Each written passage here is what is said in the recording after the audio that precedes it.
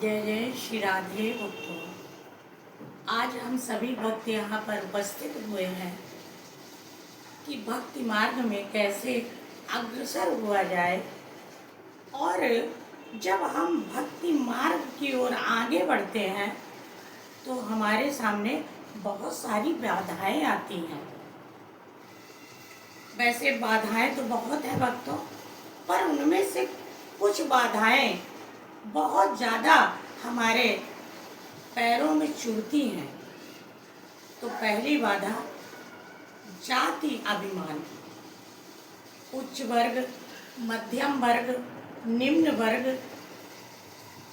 इन सब बातों का हम पे कोई भी असर नहीं पड़ना चाहिए, क्योंकि भगवान के ऊपर तो ऐसा कोई असर पड़ता नहीं है कि वो उच्च वर्ग का है तो भगवान उसे जल्दी प्राप्त हो जाए। केवट को भगवान प्राप्त हुए, माँ सबरी को भगवान प्राप्त हुए। दूसरा, विद्या का अभिमान। हम बहुत बड़े ज्ञानी हैं तो हमें भक्ति अतिशीघ्र प्राप्त हो जाएगी, ऐसा भी नहीं है। उदाहरण है गोप ग्वालवाल, इन्होंने कौन सी जाकर ज्ञान अर्जित किया था, पर ठाकुर जी इनको प्राप्त हुए।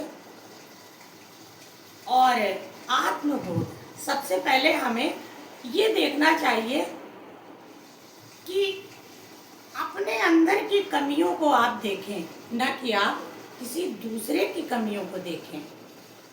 हम जो चीज़ हमें नहीं अच्छी लग रही वो दूसरे के साथ हम ऐसा करेंगे तो उसे कैसा लगेगा, इस बात का हमें ज्ञान होना चाहिए, आत्मबोध होना चाहिए। और यौवन, हम बहुत जवान हैं, इस बात का भी कई लोगों को बड़ा घमंड होता है। भगवान किसी को भी प्राप्त हो सकते हैं, वो वृद्ध हो या बालक हो। उदाहरण के लिए प्रहलाद जी, ध्रुव जी, क्या भगवान प्राप्त नहीं हुए? ये कौन बहुत जवान थे। और स्वरूप, हम लोग कई बार अपने स्वरूप का बड़ा घमंड करते हैं कि हम बहुत सुंदर हैं तो भगवान हमें प्राप्ति ही प्राप्त हो जाएंगे। नहीं, भगवान कुब्जा को प्राप्त हुए, कुब्जा को वृत्ति प्राप्त हुई भगवान की। तो भक्तों,